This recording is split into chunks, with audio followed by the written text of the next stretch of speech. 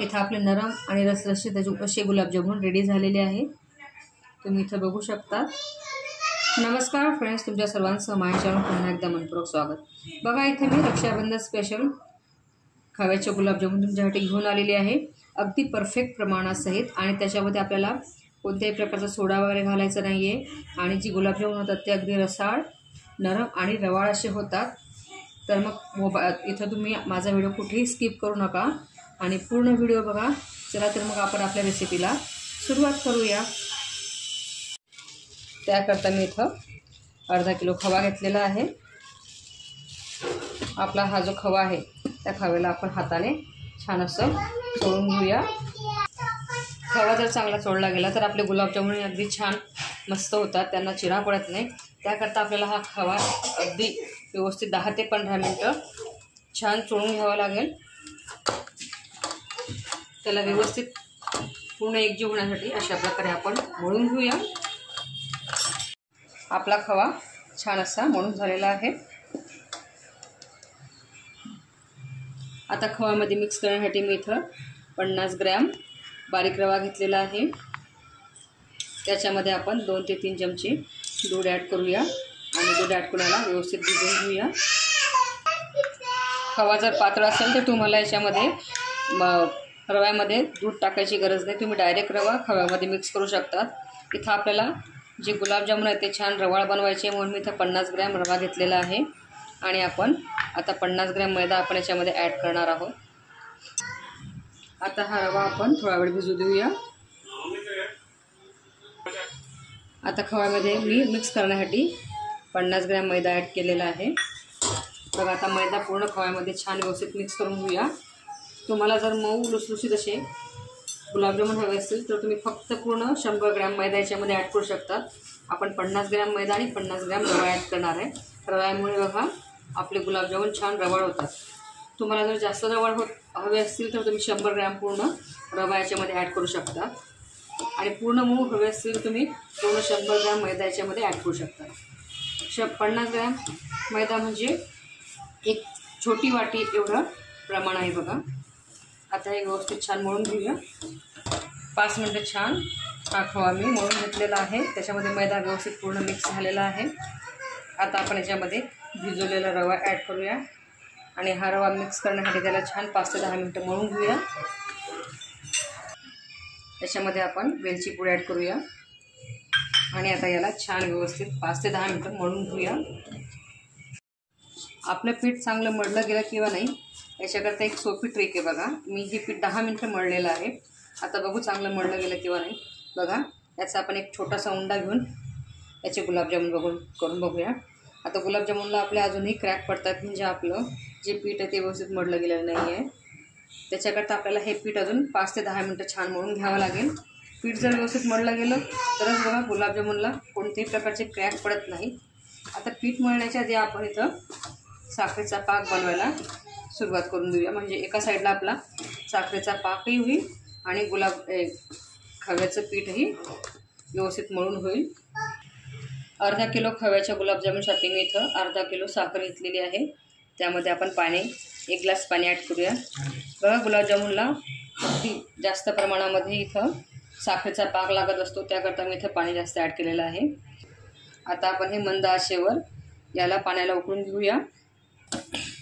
आपला पाक होत आहे तिथपर्यंत आपण परत 5 मिनिटं आपले हे खवा छान मळून घेऊया। 10 मिनिटं हे पीठ माझे मळून झालेले आहेत। आता बघूया पीठ व्यवस्थित मळलं गेलं किंवा नाही। हे बघा आपल्या गुलाबजामुनला बिलकुलही कुठेही तडा गेलेला नाही आहे, म्हणजे आपलं पीठ छान मळलं गेलेलं आहे। आता आपण अगदी एकसारखे याचे गुलाबजामुन बनवून घेऊया। गुलाबजामुन बनवण्याच्या आधी बघा आपला इथं पाकही रेडी झालेला आहे। आपल्याला खूप घट्ट पाक बनवायचा नाही, अगदी एक तरी पाक इथं आपल्याला बनवायचा आहे। आता गॅसची फ्लेम बंद करूया। त्याच्यामध्ये आपल्याला वेलची पूड ॲड करायची आहे। एकसारखे उंडे होण्यासाठी गुलाबजामुन होण्यासाठी आपल्याला बघा अशा प्रकारे उंडा करून घेऊ। त्याला आपल्याला एकसारखा कट करून घ्यायचं आहे आणि याचे छान असे गोळे बनवून घेऊया। गोळे बनवताना थोडे आपल्याला दाबून हे छान असे गोल बनवून घ्यायचे आहेत। इथं आपले सर्व गुलाबजामुन बनवून रेडी झालेले आहेत बघा. अर्धा किलो खव्यामध्ये 70 ते 75 गुलाबजामुन बनतात. इथं मी पॅनमध्ये तेल तापवायला घेतलेलं आहे. तुम्ही तेलाच्या ऐवजी तुपामध्ये गुलाबजामुन तळून घेऊ शकतात. आता तेल छान तपू द्या आणि त्याच्यानंतर आपला गॅसची फ्लेम पूर्ण मंद करायची आहे. मंद केल्यानंतरच आपल्याला हे गुलाबजामुन याच्यामध्ये तळून घ्यायचे आहेत. आता गुलाबजामुन तळताना आपल्याला अगदी 4-4, 5-5 गुलाबजामुन याच्यामध्ये सोडायचे आहेत. गुलाबजामुन तळताना आपल्याला अगदी हळू त्यांना हलवायचं आहे.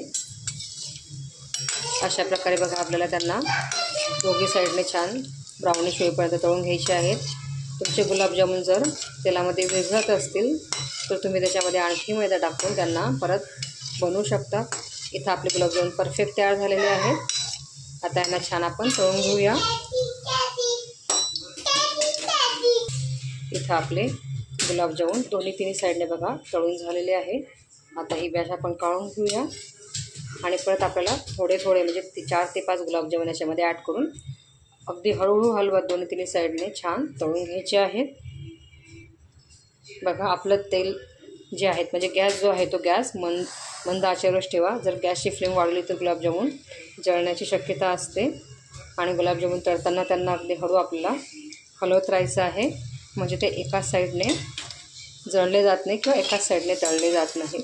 अशा प्रकारे त्यांना अगदी हळू हलक्या हाताने आपल्याला हलवत राहायचं आहे. मग त्याचा जो आकार आहे तो आकारही गुलाबजामुनचा चेंज होत नाही.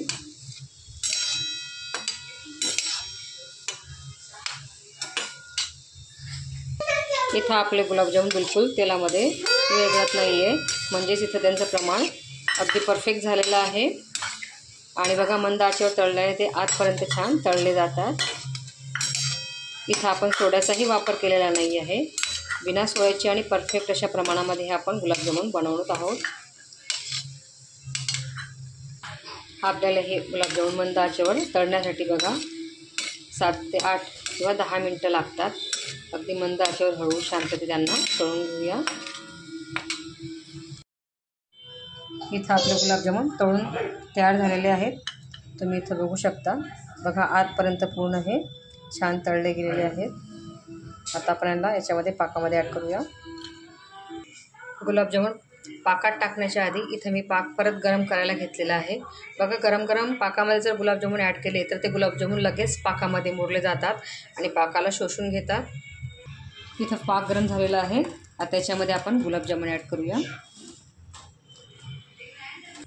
आता याला आपण हलक्या हाताने मिक्स करूया. म्हणजे खाली जे थोडे नरम झालेले गुलाबजामुन आहेत ते वर येतील आणि पूर्ण गुलाबजामुन आपले ह्या पाकामध्ये भिजतील. आता यांना आपण छान 6 ते 8 तास पाकामध्ये भिजू देऊया. 7 ते 8 झालेले आहेत. इथं आपले गुलाबजामुन अगदी रेडी झालेले आहेत. तुम्ही बघू शकता अगदी परफेक्ट प्रमाणामध्ये आणि रसाळसे गुलाबजामुन झालेले आहेत. आपण इथं एक गुलाबजामुन कट करून बघूया. हे बघा अगदी मऊसूद नरम असे झालेले आहेत आणि रसाळ असे हे गुलाबजामुन रेडी झालेले आहेत. बघा तुम्हाला जर माझा व्हिडिओ आवडला असेल तर प्लीज व्हिडिओला लाईक आणि शेअर करायला विसरू नका. आणि तुम्ही जर माझ्या चॅनलवर नवीन असाल तर प्लीज चॅनलला सबस्क्राईब करा. पुन्हा भेटूया नवीन व्हिडिओसोबत. धन्यवाद. बाय.